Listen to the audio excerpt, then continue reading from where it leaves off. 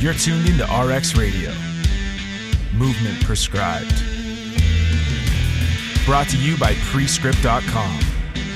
A personalized approach to keeping you healthy and making your best even better. Your hosts, Dr. Jordan Shallow and Dr. Jordan Jinta.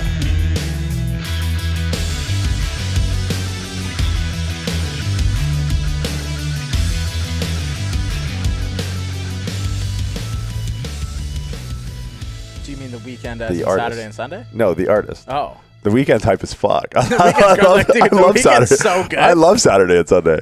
Yeah. So like being in the States and being around when I was at HOA and when people got to know I was Canadian, all the players there, they were like Troy Lanez, Drake, Weeknd, and like one more. There's they just talked about 4 Canadian rappers. And I knew the Weeknd was Canadian, but unpopular opinion, overrated. Is that an unpopular opinion? I think so. I mean, dude, he played in the Super Bowl. The populace he was assigned there because he's popular. So this is the weird thing about the Weeknd, and I think this goes across other things. The Weeknd is popular. I understand that, but not in isolation. Like when I talk to people one-on-one, I've yet to sit down with someone who really liked the Weeknd. But when I turn on the TV, everybody likes the Weeknd. So it's like the cheerleader effect. It's like no single girl in that group is hot. There's a group of girls, it's like 4 4s make a 12 or 16 or something like that. Yeah, and the weird thing with the Weeknd for me is he's kind of like a really popular Michael Jackson impersonator. See, I see him as really he's Drake slow jams that don't make it off the director floor. That's all it is. You wouldn't remember who this is. Someone listening or watching will remember this. Do you know who The Dream is? The Dream? Yeah. No. So The Dream was almost like the pre-Weekend. He was like the Friday afternoon. Okay, go. So he was just on a bunch of features in probably the latter half of the early 2000s. So let's go 2007 to 2010. Okay. So there's probably some Gym Class Hero song has The Dream. I think The Dream might have done a collaborative album with Ghostface Killah at one point that was all weird R&B stuff. But he was the pre-Weekend. And I think that's where the Weeknd should kind of live and die. As a guy, like you said, kind of does the hook to some Drake songs, in which he did. He was sampled as the hook on a song off of Marvin's Room. He's I look at him I look at Will Ferrell. Will Ferrell is infinitely better in cameo roles than he is in his own shtick. And Will Ferrell was infinitely better in his infancy than he is now. In his early career. Well, dude, when he did the Trebek shit. Hilarious. Amazing. That was when SNL was still great and not just tanking cryptocurrencies by having autistic fucking CEOs on there. That was early Will Ferrell was amazing. Well, early Weekend is good. House of Balloons is very good. And it's about blowing it up your nose and just getting pussy in the West End of Toronto. That sounds like The Dream, a.k.a. Friday afternoon. Your music Rolodex, your working understanding of music and movies makes me wonder, there's got to be a thing in your life that you just that's missing. Probably don't remember to do every day, that everyone else doesn't think about, that you just totally blank out. Do you pay for groceries or just walk out the store? I can imagine there's a huge hole in your processing because you fill it with so much other stuff. There's a lot of basic daily processes that I miss. Okay. But at least you're aware I think it's because I just get so inundated with other information. But inundated, no, that's the wrong word. Because inundated means it's bombarding you. I guess. You're going out and you're looking for it. It's true. You're the Dora the Explorer of obscure information in popular culture. It's true. You see my backpack? It's full. Your T-shirt collection, alarming.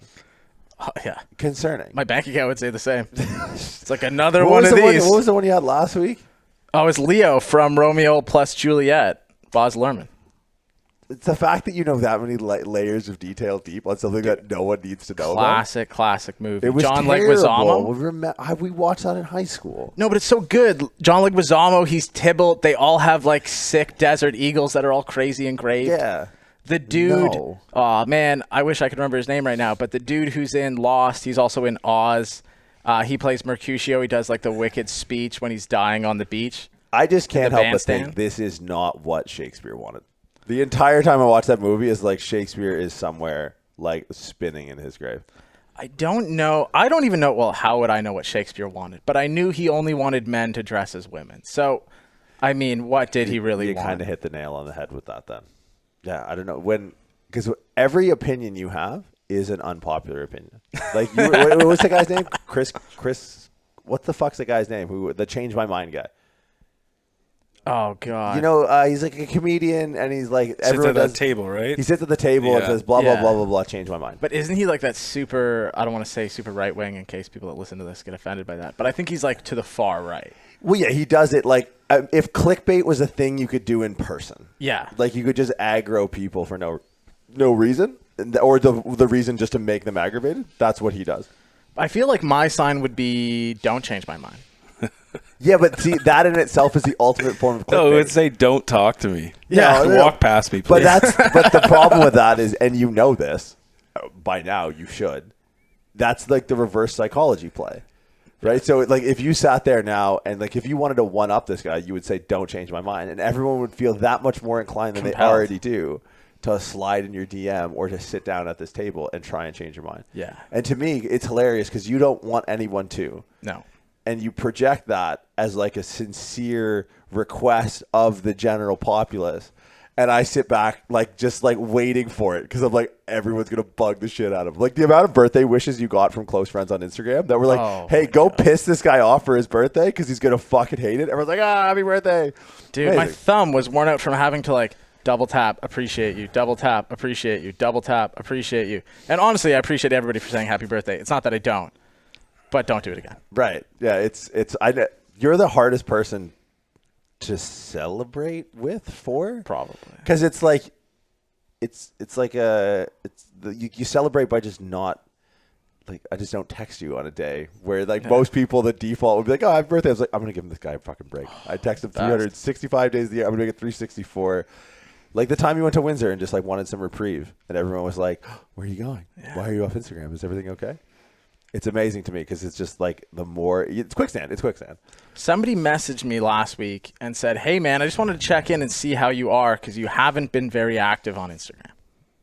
Well, dude, the symbiosis has occurred, right? Like, I don't think the Neuralink thing that Musk is working on has to really be taken to full implantation of this computer into your brain. Because, like, I got a computer in my brain. It's just in my hand. Right? And it's weird, too, because we've almost entered into this social contract with one another that like Instagram has an unwritten rule book of how it's used now. Like there are X amount of followers you get to where like you all of a sudden are responsible for providing progressive and beneficial content to people. But like if I go to any 42-year-old man's Instagram and he has 13 followers, he can post the same blurry picture of steak and shrimp on the May 24 weekend and a picture of his boat where half of it's missing and no one gets upset. But if you or I post something and it's of no benefit to society, people would message you and be like, hey, man, you should really be using your platform for positivity, or you should use your platform for the benefit of all of us who are sitting here on our phones for free. And like, what is that social contract? Where did these rules come from? At a certain point, and the weird part is there is a transaction, right? That's why 95% of, like, let's say our friends use social media is there's a transaction to be had, right? So I understand the monetary value of providing things for free. Now, I think the area gets a little bit gray when people start just talking outside of their field of expertise. Like the idea, like positivity is a really good one, right? Like I don't know, the body positivity movement's almost too easy to pick on. But like I'm not an elected orator on anything. No one elected me. Like people pay with their attention, right? Like that's what followers is. They're literally paying attention. Here's my attention. But it's like that transaction can be easily refunded. Mm-hmm. Like you don't need to like wait in line and go to customer service. You just hit unfollow.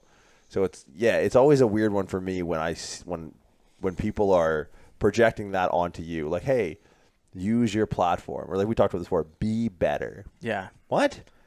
Well, it's kind of to your point earlier about the Leviathan. It's like, be better. It's like people are inherently, I would say inherently self-preserving. Well, that's good or bad is. Well, that's exactly what Thomas Hobbes talked about. Was the selfishness is the selfishness of self-preservation. Right. So it's not inherent. It's again because there can be like no law or purpose without a goal. If the goal is self-preservation, there's going to be some level of inherent selfishness to self-preservation. Right. Because like if there's one apple here, it's like the Joker thing. Yeah. Like your head's going through the pencil. I'm taking the apple. So and that's the idea, right? It is preservation to a point. Now that if we think about it in modern times or like in right now, self-preservation can actually happen through this selfish altruism because you're not protecting yourself from the physical attack or danger of others. You're protecting yourself from the social attack or danger of others. So in order to self-preserve myself, I'm going to put out into space these ideas that I know are socially accepted so I can blend in. Yeah, I think there's so many other ways, like with like self-preservation inherently coming or being born of like an evolutionary idea of like, hey, don't die, is what self-preservation is. But it's the landscape no longer, because it's not natural selection anymore, it's sexual selection. Yeah. Right? Like people are propagating that that 500 years ago they wouldn't be getting laid. Right? There's genes floating back into circulation now that wouldn't have been a thing before. Well, you see this in the size of people dependent on where they come geographically from the world, right? Depending on at what point their society valued science or the arts, you'll see smaller civilizations versus bigger civilizations. Civilizations of West Africa, Central Africa, Northern Europe are all big people that were warring with people constantly, in which the genes of sexual and natural selection became bigger and bigger and more athletic, where you'll see places that adopted science early, parts of Asia, parts of, kind of the Mediterranean coast, areas of Central America where they started to have like spirituality and art. Those people are smaller. Yeah, but I don't see that as like two coinciding things. I see that as one thing happened contemporaneously based off of like the nature of like the threat. Like one is an evolution of the other. Oh, yeah. It's like science and math are a luxury. Yeah. Because you can focus on that, kind of like your shtick with like Stoic philosophy. Yeah. You can focus on these things because if you're fucking rocking the Serengeti, it's like one lion plus two lions. It's like, I don't care how it's three lions. One lion is all I need to worry about because that one lion could kill me. So I don't need to worry about basic arithmetic. I need to worry about the fucking lion. Yeah. Or if you're in like Scandinavia, it's like, I need to worry about not freezing to death and killing enough things that I can eat for 8 months out of the year when it's not hospitable for me to go outside. Right. So I kind of see that as a luxury, but now everything is a luxury. Right. Correct. Like, and there's no physical imposing threat to literally anyone, for better or for worse. But to me, it blows me away because that makes the landscape, I think, as easy to navigate as the Serengeti. It's like, oh, kill or be killed. That's fairly easy. It's like there's simple rules to the game. And it's like if you just accept it, number one. And I think a lot of people push back on like social media and how it has changed the rules of the game or changed the game entirely. It's like, okay, that's fine. It's pretty easy if you went on social media for a week and you were like semi-aware. You'd be like, oh, okay, this is how this works, right? Like this is how, like to me, have you ever read Robert Greene's 48 Laws of Power? No. Really? You of all people. Okay, don't, because you're already on the border of sociopathy. You're on the other side of the border of sociopathy. Is he the guy who also did the 50 Laws of Power or the 50 Cent? No. So 50 Laws of Power. So because I'd read that. No. So yes. Well, short answer is yes. But 50 Cent attributes his success to that book. Okay. And he wrote the 50th Law of Power. So there's no 49th Law of Power. It was just 50 Cent was a really big fan of the book. And he was like, he made his own Law of Power in sort of homage to Robert Greene's 48 Laws. That's funny. But well, the funny thing is, and this is like a really interesting connection. And Lundy, could you fact check this for me? Amazing. Oh, how good is this? Now this we have never this. get old. So if you pull up Ryan Holiday, and I don't want to say Robert Greene. So if I'm not mistaken, Ryan Holiday worked for Robert Greene at one point in his career. So if you command F in there and just see if Robert Greene comes up, I'm pretty sure that's the name of the author. So Robert Greene. Yeah, there it is. Yes. So Robert, which is hilarious to me because Robert Greene is like that 48 Laws of Power. You can like go on YouTube and find some short form version of it. Are you trying to read? You trying to read this? Sorry. Ryan Holiday is the Stoic guy. Yeah, like the Daily Stoic, everyone posted up on their Instagram stories. But doesn't it say he served as the director of marketing for American Apparel? Yeah, buddy. Yeah. The pseudo sweatshop in LA. Yes. In which, do you know, in order to get hired at an American Apparel location, you needed to send American Apparel pictures of you in your underwear to work at a store? I love it. You can fact check that. That's true. Okay. But yeah, so which is funny to me because Robert Greene, like whenever I go into like big meetings or big opportunities or anything like that, which in the last couple months in how I calibrate things, I've had a few of those. There's videos on YouTube that summarize quickly, like 12, 15-minute videos that go through and summarize that book, 48 Laws of Power.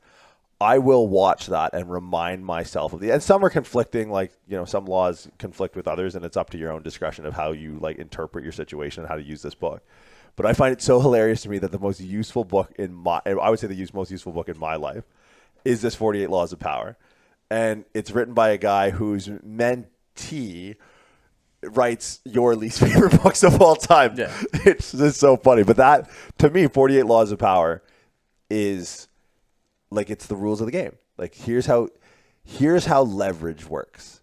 It's amazing to me how many people don't understand how leverage works. I think if you can grasp the idea of leverage, and not like from a business perspective or anything like that, from like leveraging social capital, the internet and all this becomes way easier to navigate and way easier to be successful. Interesting. Because it's like, and we talked about, you're talking about Plates and Dates guy. Yeah. Whatever the fuck his name is. Derek from Plates and Dates. Derek, maybe friend of the show. We don't know yet. He did like a potentially could have been. The sad part is when he posted that thing.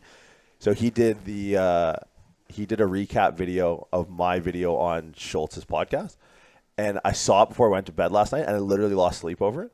Because I didn't watch it. I was like, oh, fuck, this guy's definitely going to roast me just based off the aesthetic of his page. And then you're like, no, this is what he does. Yeah. Like, he just tags people and shit and gets them to boost it. Yeah, big fan. Tag him in the comments. More plays, more dates.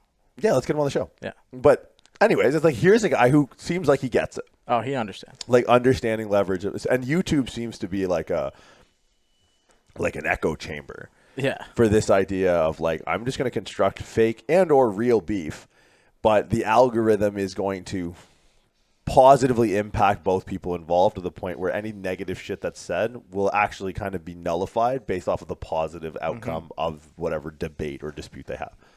And it's weird because like the rules of the game are written in code, right? The rules of the game are literally written in whatever, because we all speculate about algorithms, right? And I'm assuming that's the case. Like I'm assuming Instagram has to have an algorithm that dictates what you see.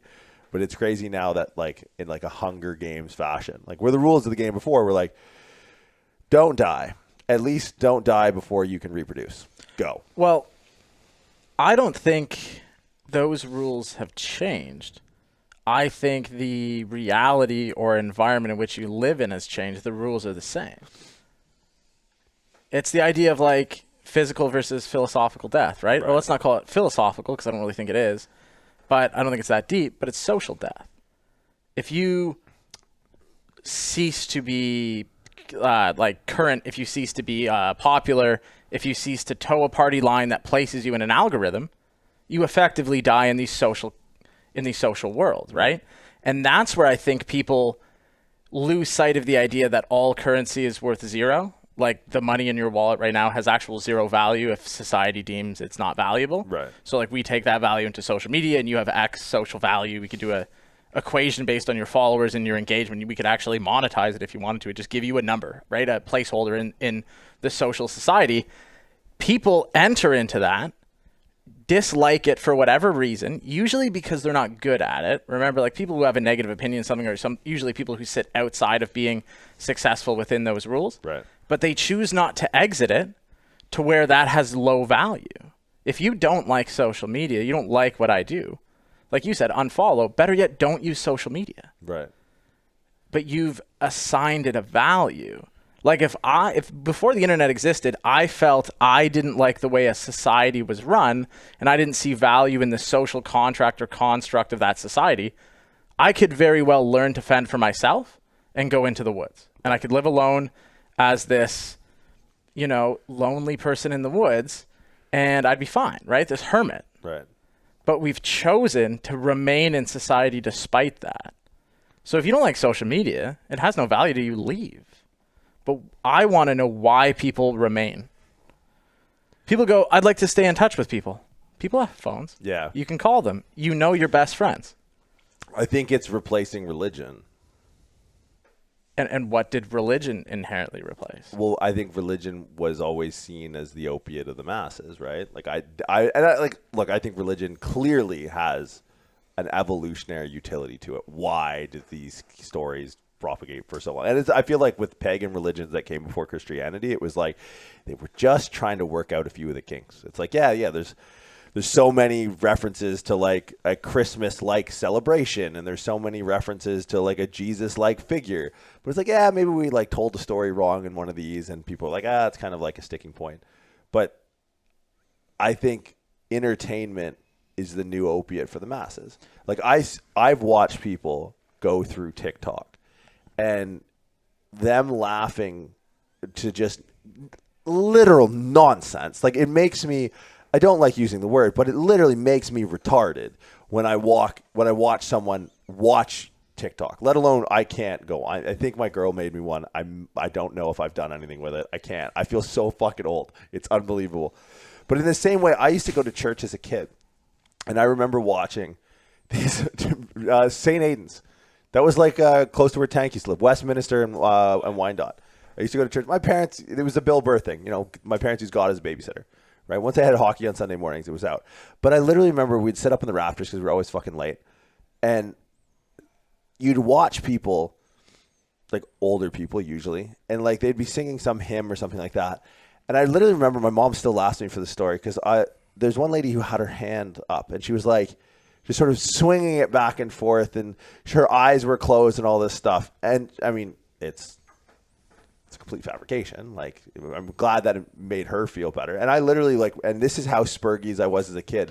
I go to my mom like, Mom, that lady's got a question. Because I thought she was raising her head. Because she just like throws the hand up halfway through the hymn. And I was like, what? But to watch her just be totally captivated by this thing, that was a complete fabrication. Well, it's funny, like you look at religion as the opiate of the masses. That's not a quote by me, but yeah. Yeah, but that's what I'm saying. It's Like a that's Marxist thing. that's like your vision of it. Whereas I see, like, we go back to, you know, if the state of nature is lawlessness, and in order to create just and like unjust and a just nature, we need to create a society because man alone has no justice or injustice. So we create a society. Well, in beginning stages of society, that was probably tribes. Tribes probably situated their own rules, which were probably based much around self-preservation of that now tribe or community. In order to grow that tribe or community, we developed religion because religion didn't have any one set mortal leader who could be killed. Right. So religion can live on in perpetuation. In symbolism, yeah. In symbolism, it can't die. So then we have, if we think of not all people but all things as being, as trying to be self-preservationist and perpetual, then we see religion as being this kind of like sovereign state that protects a group of people. The group of people inherently then protect the sovereign state that protects them. Right. So religion creates a rule book in which all people agree upon, and it protects the individual state of man. Well, in order to keep this rule book, then all people protect the sovereign state of that religion. Right. Those religions become countries. Now with the internet, we have a global village of people who are in themselves perpetuating the technology that they feel keeps them safe as the new sovereign state. Yeah, but the hard part is just, and then the same with religion, is now different platforms are offering different audiences that feel safe. They're right? different like a YouTube religions. audience is a totally different audience than a podcast, totally different audience than an Instagram, way different than a TikTok, right? So yeah, they are like, and they don't cross-pollinate. I guess the only thing, and maybe this isn't true, but like, I think the fact that they operate like religions but aren't means that they're a little bit more peaceful in their discourse. So I treat that as just diplomacy. So I think... Are you giving way too much credit?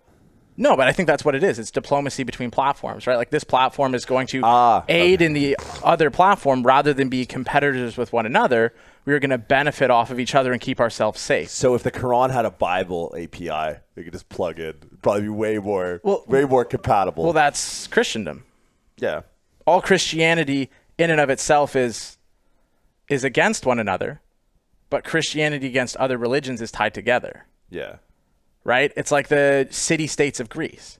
All city-states of Greece are warring until the state of Greece is attacked. Yeah, and then it's unification. But what happens with religion is people, and I'm not religious, and everyone who listens to this too can attack me on this, but when we hear religion, we also hear spirituality. Right. And I think that's inherently error. Because when we hear religion, we assess for it, if we believe a religion, a set of rules and a defensiveness. If we're anti-religion, we also assess for it a series of rules and defensiveness against religion. But religion isn't different than a sovereign state, a city-state. It's not different than a technology. It's just a non-human body governing a group of people. And I think with the separation of church and state, and I was watching, who the fuck was it? This is not my idea. I'm going to have to go back and retroactively cite this after. But the idea of a constitutional monarchy was basically the way to, because you said religion and spirituality get linked a lot. And I think I'm with you on that I don't think those two are mutually exclusive, or those two are not inherently linked. But I think religiosity and symbolism should be inextricably linked. Well, yeah. So and that's really what the constitutional monarchy does in countries, is like you kind of said, the warring states of what was it, Rome? Greece. In just as people in the UK, God save the Queen. God fucking I hate that old bitch. She's sitting there. We're paying 80% of our taxes to her. What does she do? It's like she makes Boris bow to her. Because Boris is a fleeting figure, right? He's going to come and go. Yeah. Margaret Thatcher, all these people are going to come and go. But the constitutional monarchy will remain. That is the state's solution to being separated from the inextricable rules that are meant to protect each sovereign individual and therefore collectively protect the sovereign state. Once you broke state from, church from state, you took away not only the religion, but you took away the symbolism. Right. And that symbolism now means U.S. I mean, imagine, and this is, again, I'm sampling this from, it's not a Dawkins thing. Stephen Fry, guy who wrote Mythos. And imagine if a president had to bow to someone. Imagine if the U.S. But the U.S. royal family, like the Clintons, the Kennedys, in our country, the Trudeaus, right? They're now they're like the Clintons, the first historical lineage of prime ministers in the country. What if they had to bow to someone? What if they had to take a knee and someone be the symbolic figure of the collective sovereignty of the people that constitute that nation? Now that religion's out of the picture, that piece is missing. The religion is gone, and we can kind of look at the stories in isolation and be like, well, yeah, Jonah and the whale, probably not. But it's that's fine. The stories go away, but the symbolism went with it. And the symbolism is actually what we really need. Well, there's what's that show, American Gods on Prime? It's pretty cool. Where does he find the time for this? No, I have no idea. I don't know who the fucking guy who wrote it is. Neil or something. Gaiman? Neil Gaiman? What corner of what orifice did you pull that out of? Fact check. But he writes this book, American Gods, made into a TV show. And it's basically what you're saying is the old gods that have all this symbolism around them from all these religions and countries are basically at war with, Neil Gaiman. This is unbelievable. Wow. Matt Damon. It's pretty handsome. And basically these old gods that we used to believe in are now at war with new gods, which are technology. Right. So all of what we were talking about is kind of in this show. Amazing.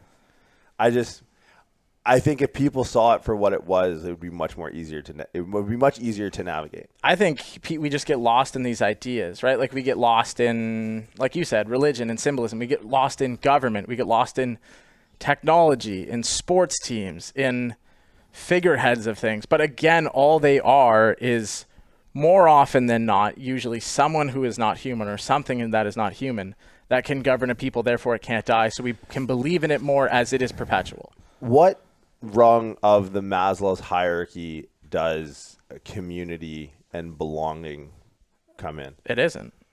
No, it's got to be. I don't think so. 100%. Lundo, can you pull that up? Isn't it food, shelter, safety? Nah, there's 5 rungs. Maslow's hierarchy of needs. There's 5 rungs. Not on my hierarchy of needs.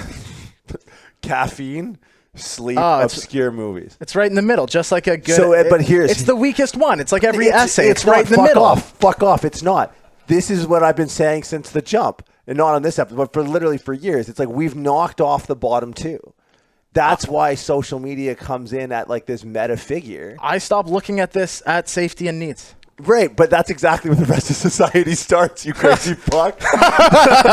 But that's what I'm saying, right? So it's like physiological needs at the bottom. We're sweet, right? We're good. We don't got to worry about that unless, I get all squirrely on a bus and you pull out a fucking box cutter and try and stab me.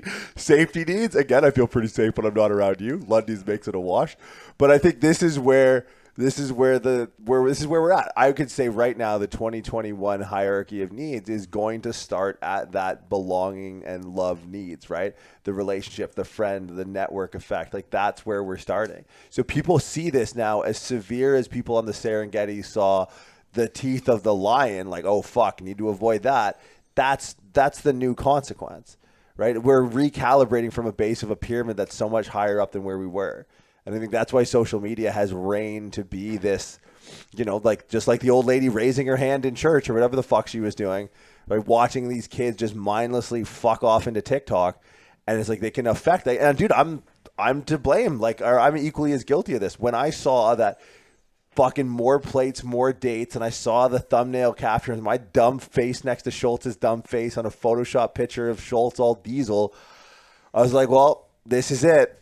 This is my Your death. This is my death. This is like me on the plains in the teeth of the lion, because that's where we live. We don't ever get into a place where we start going deeper on those rungs of the ladder. But that's to say that this hierarchy of needs exists right now as it's written there.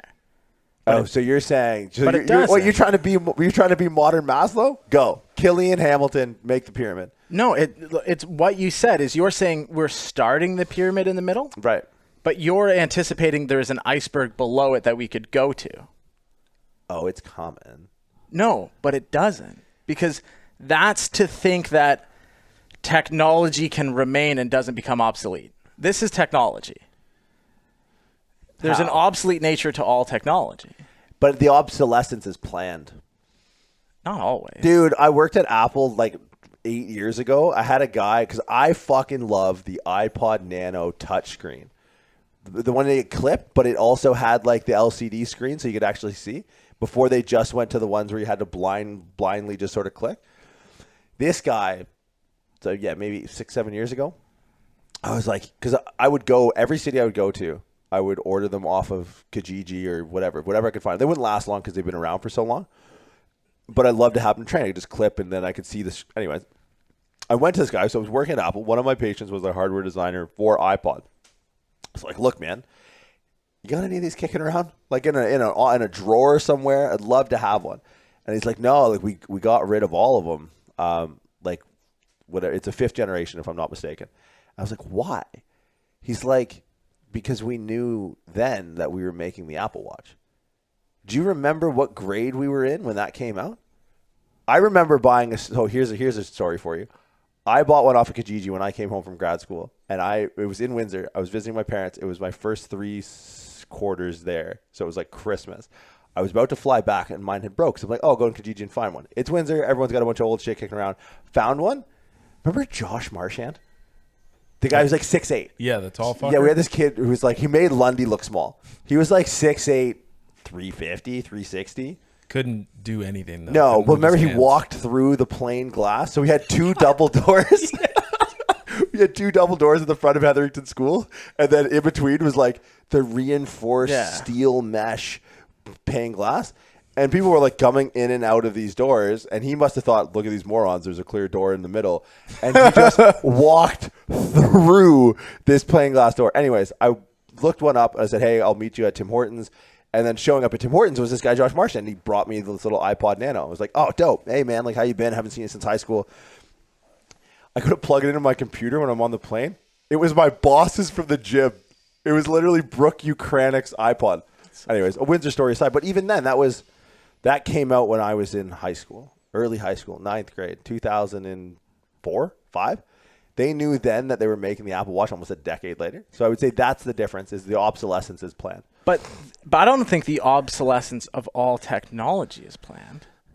Apple planned the own obsolescence of their own technology. Right. But you think a guy who rode a horse was planning for there to be a car?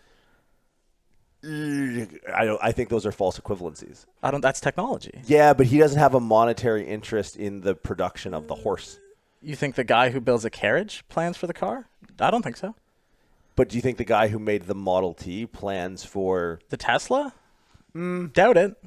So you make a good point. I don't know how to. But that's the thing. Like, we can see technology. I can understand that technology, there's an obsolescence technology, and in ways it could be planned. But that comes from man, not Right. technology itself. I think technology as a thing isn't necessarily planned to be obsolete. But this is obsolete. This is a form of model? technology. Yeah. You think that model's obsolete? You don't think we prioritize our decisions based off of physical needs, safety needs, belonging, love, esteem, and self-actualization? Not if you don't have to think of the first two. That would be wasted energy. Absolutely. And that what I'm saying is we have a pyramid now, but the pyramid starts at belongingness, love, and needs. I'm saying that is the only pyramid. I think every now and then there's enough agents of the universe like you that are willing to pull out a shank on a city bus that brings safety needs into your purview really quick. I don't. People still get murdered. Yeah. Wars still happen. Sure. We are constantly reminded, probably for our own safety, that there are places and times where you could be unsafe. But I don't live there, and that's not my world. We don't live in a global place in which that would ever occur. You don't live in a place where you ever feel unsafe. Oh, sure. But it's not the same thing. What do you mean? Like, I don't go through on a daily basis through this checklist. No. And it's not a checklist, but you can be taken in a single day to the bottom of this. But that's not essentially the hierarchy of my needs as a person. That's a consequence of being a person.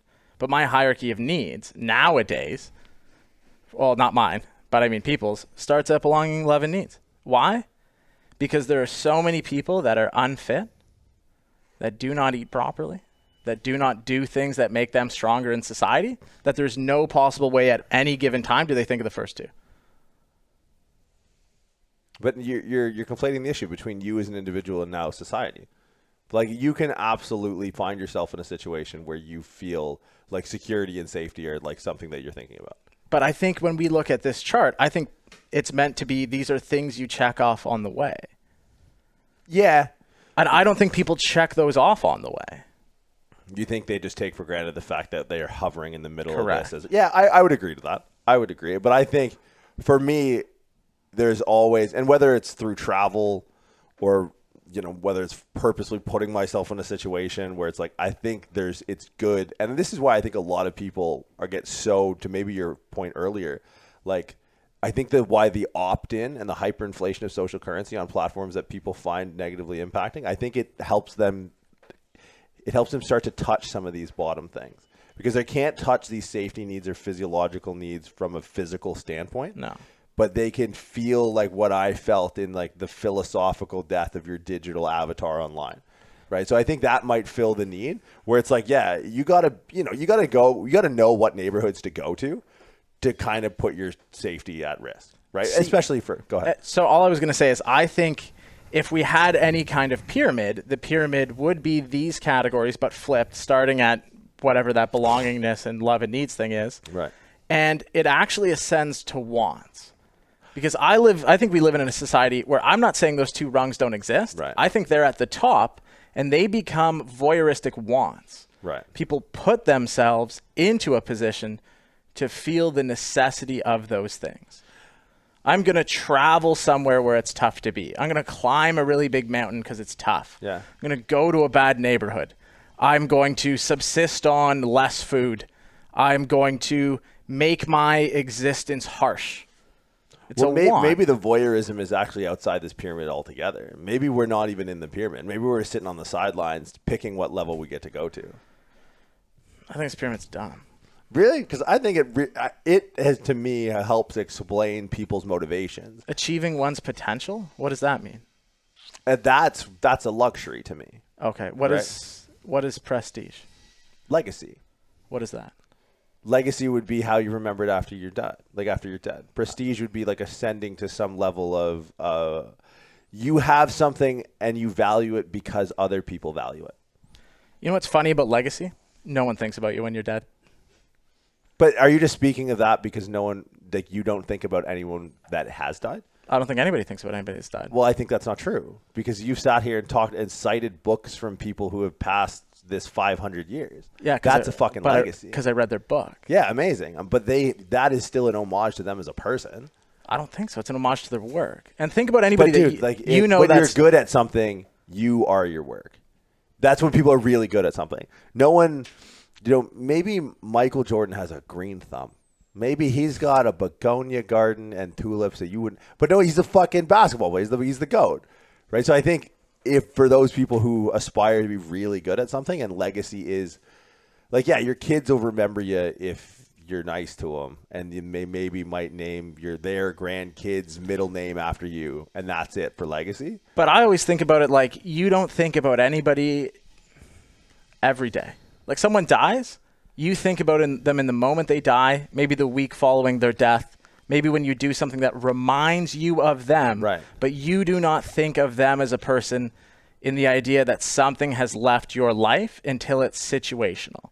Sure. And that's so selfish because you're thinking of your experience with them, not of them. How can you think about them any other way? Well, that's the thing, though. You don't think about anybody. You think about a situation in which somebody may occur. Right, but maybe ascending this ladder is doing something that lives outside of you, like writing a book, right? Because you didn't fucking know, what's his name? Thomas Hobbes? You didn't know him. No. Right? But it's like, it's so funny because and we were talking about this before we started, that I was watching Good Will Hunting, and Robin Williams sits down, and it's funny as they're pointing to me because I would be Robin Williams in this scenario, and he's like, who do you have, like, outside of your jackass friends that you go to, like, Harvard bars and beat the shit out of people with? Who are your friends? And he's like, Nietzsche, Frost, right? And he may say Camus, Foucault, whoever.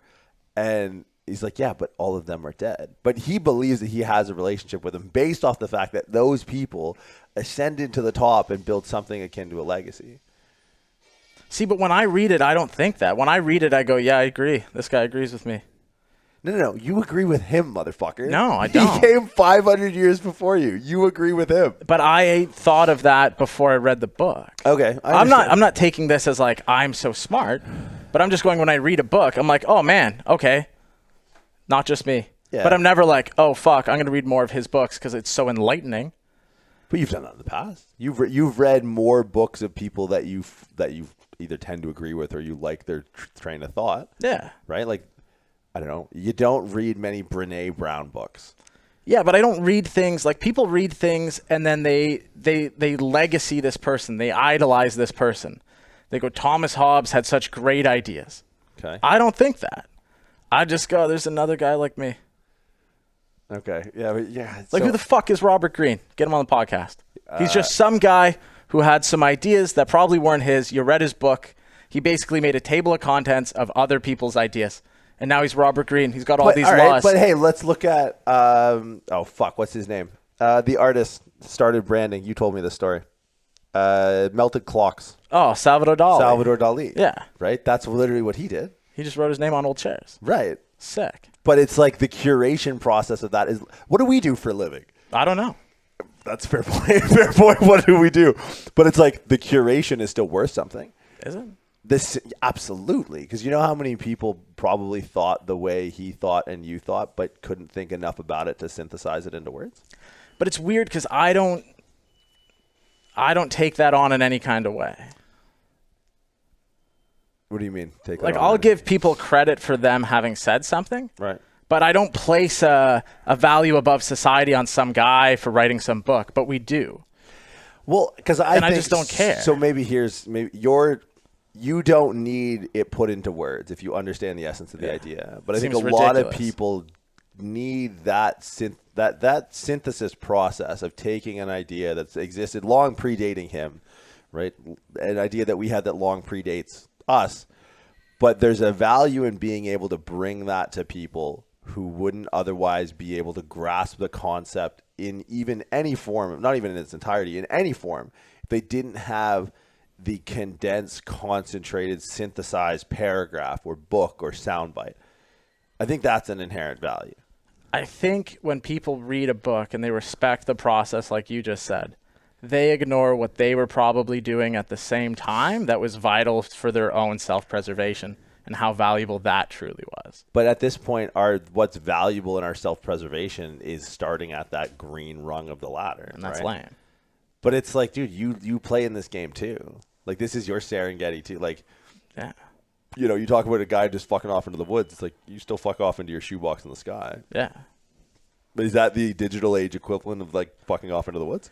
No, because I don't ignore what we do. Other people pretend to. Other people pretend like they want to live in the woods. Right. I don't pretend that I want to live in the woods. But you project that you don't want to live here. No, but I don't live here. I go to work. That's the difference. But your mailing address is your IP address, is your internet service provider. Yeah, that's where you work. That's my storefront. I go in, I open the door, I turn the lights on. People come in, they don't like what I have, they leave. Other people come in, they like what I have, they pay me money. Right. Cost benefit at the end of the day, I go home. Okay. Other people don't. They live there. I don't live there. I have no social currency on the internet. That's hard because I think you have to.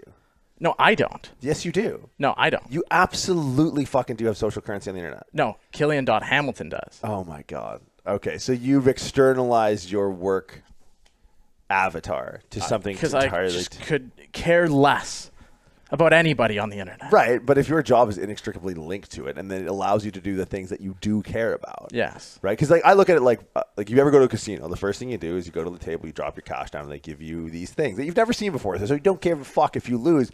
This one's brown, this one's black, this chip has this number on it. It's like, oh, I don't know what to do with this. I never had this before. I don't care if I don't have this anymore. But it is tied to that, right? So like the real exchange, and since the gold standard, that the value is all speculative and propped up by everyone's trust in whatever currency they're trading in. But it's like there's one layer more removed than that, where it's like, okay, we have cash that was a way to indicate gold somewhere in a bank that you had, and then we gone away with the gold standard or went away with the gold standard. Now it's like we have cash, and cash is kind of like our gold standard, which is crazy because we just keep printing more of it. But we have the social capital that we link to cash, right? So, and that's attention. The social capital is attention. Attention equals dollars. Dollars equals trust. Attention equals trust, right? So it's like you have that. You don't have it in the form of hard currency. You have it in holdings of futures, but by captivating people's attention. You absolutely have social currency. So you worked at Home Hardware, right? Home hardware. All right. You drove forklift? Absolutely. Say something went catastrophically wrong when you were on the forklift. Done. You smash into a bunch of stuff. Yeah. I tore down the door at BMR hardware on Les Bronson. Did that. That's so funny. Okay. Sorry. So you get fired. In any other city, yes. Correct. But you Right. get fired. Do you go home and blow your head off? No. What do you do? Get another job. Exactly. Explain. I don't follow that. You said somebody made a YouTube video about you and you couldn't go to sleep. Right. It kept you up all night. This Yeah. idea of social death. Here are my futures gone. This Well- is my thing that I am. If social media ended tomorrow, I'd just get another job. I don't care. Right. I have nothing invested in it. It's not me. I don't have social capital. I think you need to make an apt equivalency between the two, right? That's the Because when the equivalency. guy, how many fucking YouTube subscribers that guy have? More plates, more dates on YouTube. This is amazing. How did we ever have a podcast without Kyle? Actually, we've never had a podcast without Kyle. So the guy driving the forklift and me being someone who's driven a forklift, I don't think is a fair comparison to when a guy who has how many subs? 657,000 subscribers goes, I know who's in your crosshairs. Me. That's my face right there. That is so fucking weird to me that that's my face. That's not the equivalent of the lumberyard kid, you know, fucking running over a customer's toe with 4x4 fence posts. But that's because you don't want to stop doing this. No, I just think the consequence is way bigger to What the is it, overall operation. It would be somewhere like it'd be like the guy who owns the hardware store owing back taxes that he didn't equate for. Right? Like at this point, at that scale, that's more serious than losing something. What is the consequence, though? Well, it's a decrease in social capital. It's a decrease in attention. It's a decrease in trust. I would lose money if that went bad. Sure, you'd lose money if you didn't have a job. Yeah, but I've worked really hard to have this job, and I don't have to work at all to not have a job. But what I'm saying is I don't care. I think I've worked pretty hard, too. Sure, no doubt. And if something happened and I didn't have this, it wouldn't keep me up at night. So you know what? I fucking got a problem with that. There's Why? no way because, dude, we get to live such a comfortable life because we're tied in. We're bought into this system. We Sure. go here's the rules. Here's the game. Here are the rules. So if you had to go back swinging fucking beam at 15 hours Sure. a day, get out of here. Sure. But then you wouldn't have time to do the things that you've come to be able to do and enjoy all the time, Get 10 days vacation a year. dude. I can lay myself off. But then you'd have no money to do anything. Get vacation pay. It's so funny that you you fly in the face of Stoic philosophy, yet your baseline, I don't want to say comfort because that's not right, but you can default to the guy who lives in the bucket and be okay. Yeah. But the fact when you identify that as a philosophy, it's Because nobody who identifies it as a philosophy is willing to do it. 100%. I agree. And that's why I Yeah. disagree with it. Because none of the people that post about it on social media are willing to do what I'm doing. Sure. I'll turn it off tomorrow. I don't want you to. But there you go. But that's what I'm saying. Like, He's the guy in the bank vault holding hostage. He's like, I'll fucking do it. But the thing is, like, I get what you're saying. Right. But I understand why you're saying it. But for me, like, I appreciate that we get to do all these things. Right. And if something by virtue turned that off, I would then find solace and enjoyment in whatever was given to me at the other things. See, no, the only way this ends for me is physical death. I'm 29 years old. I Right. spent the last 22 months doing this. Yeah. Is this the first 22 months I've had happiness or joy in my life? No. Oh, see, I'm in the total opposite. I've been doing this, something akin to this for 15 years. And the last 22 months has by and large been the most enjoyable 2 years of my life. Yeah, but it's like I've had no money and done carpentry, and I still had tons of fun every day. Yeah, see, maybe that's the difference. I didn't because I think when I wasn't, I was paying into a transaction that I could be on the other side of now. Right? Like Sure. when you were doing carpentry, your thought wasn't to do this. No. Right? How silly of an idea is this to have all this crazy shit? Yeah, And- sure. Yeah. So It's for an me, it's like opportunity. this was kind of, this is what I'd build towards. So Yeah. to take that away wouldn't be taking away 22 months, be taking away 15 years. It's So taking that's- away your identity.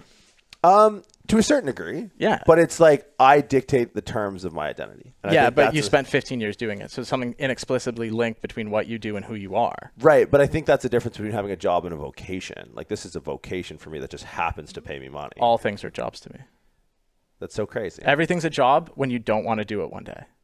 Oh, okay. Well, this is yeah, and that's the difference. Someone messaged me the other day. I told you about this. Like, how do you feel about Killian wanting this to be a temporary thing and you being fully invested in this? Like, that's what makes this great. Yeah. Is that one day it's going to be the Goodwill Hunting where I go knock on his door, he's just not going to show up, and he's just going to deactivate everything and slip off into Portugal. I know Portugal's come up so many times that I know where that's I'm going to find you. Yeah. I'm just going to go to Lisbon and be like, there he is. I think have you it's- seen this guy? Looks disinterested in everything. Yep, he's just over there. I think it's funny too because people equate that to effort or passion. When it's like if you think of the NBA and a guy's given a 10-day contract, you think he doesn't play just as hard every day as the guy who's 10-year contract? I'm sure they But both it's do. harder. Yeah, or they play the same. Right. And that's the other thing. We assume the guy with the 10-day contract is playing harder than the guy with the 10-year contract. But why? Maybe they're both playing the same. Yeah, that's tough. I don't know. I think human nature is undefeated, right? Like I think complacency is, and I don't know, self-preservation is not the right word, but if you feel look at 10-year professors, you have tenure. All right, he's going to produce nothing for the rest of his career. You think some guy with a 10-day contract plays harder than LeBron? LeBron's guaranteed to play in the league for life. He plays just as hard every game. I think they're two ends of the spectrum that are so far that they're touching each other. I think the it majority can of the all league- be the same. I think the majority of the league might not a majority, but there's a bulk of the league that exists in between. Maybe. That are career guys that are going to dish the rock. They're going to get third, fourth quarter comes, games on the line. They're on the bench. They're cool with that. Whatever. Maybe they get their name carved on the trophy one of these days. They get a ring, and they're totally fine with that. But I think the guy on the 10-day and a guy who has tenure in the league, that spectrum isn't linear. It's going to come full circle. See, and that's where I made that comparison to make the comparison of you and I. You're the LeBron James, and I'm some guy on a 10-day contract. I believe that you're going to play just as hard every day. Right. And I have no doubt that I am. It's up in 10 days. I'm good. I think I got my jersey. I'm out. But the difference is we're dictating these terms to ourselves, right? I think we like to think we are. Fair. I like that. It's true, though. Well, yeah, because someone You think some guy Bitcoin's going to hit the ceiling, and then it drops. I can't But that's the same idea. People saw Bitcoin as like, oh, this is going to go huge. It's just going to keep going. Right. And then one guy steps in and says, hey, fossil fuels, something, something. And it crashes by thousands of dollars. People lose a ton of money. Yeah. Ethereum drops $2,000 a coin. It's like we like to think I'm dictating my terms. Right. There's nothing to say that in the middle of the night a video doesn't come up that dictates your terms. Yeah, I guess. And there you go. You could be obsolete the next day. Your social capital is zero. I think, yeah, there's a difference between death and aging that changes this. Because, like, this wouldn't kill me, but it would relatively be, it would aid. Like you kind of said, like the idea to stay relevant. We've seen this with some of our, like, previous industry predecessors, right? Like the old guard, the Louis Simmons, the Dave Tates, who now see this shift in platform, the shift in the direction of the attention that they once had and were able to trade in. With that being away, like that being gone, they've had to evolve. They've aged much more. Their digital avatar has aged. This would be if this went bad, that would have aged me quicker to an inevitable death of lack of relevance, a lack of attention, and then ultimately like reverberating back into the physical me, a lack of resources to do not what I actually like to do, but to live how I want to live. Right. So it's like there's an acceleration of aging that ultimately leads to death. And then there's like cancel culture. That's death. Like if this guy was like, he touched me here, here, and here, I'm like, all right, I'm going to pack this in. We're done here. But that's the thing, right? Like we like to think we dictate our own whatever. Right. I like to think, and then I'm no different, right? I like to think I dictate my life because I'm like, I'm just going to go away tomorrow. Yeah. But why haven't I already? I don't dictate my life. So that's a question I could never ask you because you're the guy in the bank vault. I'll fucking do it. I'll do it. I was like, hey, dude, I want you to hang out for a minute. So I'll never push you on that question. Like when Newman threatens to kill himself and Kramer yells up to the roof, hey, go ahead, jump. Just like, no. But that's the thing. Like I like to think I dictate all my own whatever. But it's like, that's not true either. I have bills. I have things to do. Right. I would effectively be okay. But at the same time, I have wants. Right. Right? Because I've fucking jumped over whatever pyramid we just put up on the screen. Right. Now I'm in the wants stage. Now these wants hold so much value that, like I said, I don't have that bottom rung of the needs anymore. They're not something I check off every day. Now you got to have Leo T-shirts and Pooh Shiesty albums. Yeah. And then there would be damages to that, right? Like I'm saying it doesn't destroy me to not exist on the internet, but there are obvious consequences to everything. Yeah, imagine if you didn't have enough money to stream your obscure German Christmas movies or Dude, whatever the fuck. Then you would fail to exist. Yeah, it would ruin a lot of my real life social physical qualities. and psychological death. All right, cool. That was fun. I don't know. Killian, make sure to bug Killian Hamilton as he reverse engineers his clickbait by saying, "Don't pay attention to me. Pay more attention to him." He's basically inflating his own social currency. He's like Elon with Dogecoin is essentially what he is. Killian Hamilton. Killian.Hamilton. It's me, but not me. It's me. So the _muscle_dog is me, and it is me. Lundy. Shout out to Air Monarchs that we haven't brought attention to this whole time. Yo, I knew as soon as I put these on today and walked out the door, I was like, you know what's going to happen? Joints. These are going to be talked about. See, the Air Monarchs are low-key when they're black, though. You just look like, you know what you look like? Washington from One Flew Over the Cuckoo's Nest. You look like an orderly in a insane asylum. Jesus Christ. That's what awesome. You look like you're taking us two back to our room for our medication. That's basically what he does. I can tie these up, go for a little run, walk down the street, mow the grass. I can do whatever I want in these. Yeah, sport mode. Sport mode. Yeah. Shout out to Q Mix on the sport mode Crocs. But yeah, white, those are aggressive. Yeah. But black, those are subtle. That's it. They could be any shoe from far away. This episode, wow. Fair point. All right, cool. I don't know. Do the things. Wait, where are you on Instagram? I don't know. I think it's Lunderjack Production. Have you suffered a philosophical death on your Instagram? I don't know. I actually don't even remember. It's just there sometimes, you know. I just creep people. That's all. Voyeurs. Lunderjack Production. Do it. Just see what's going on in the world, you know. Cool. You're our eyes. All right, guys. That's it for this episode. Thanks. 30 days.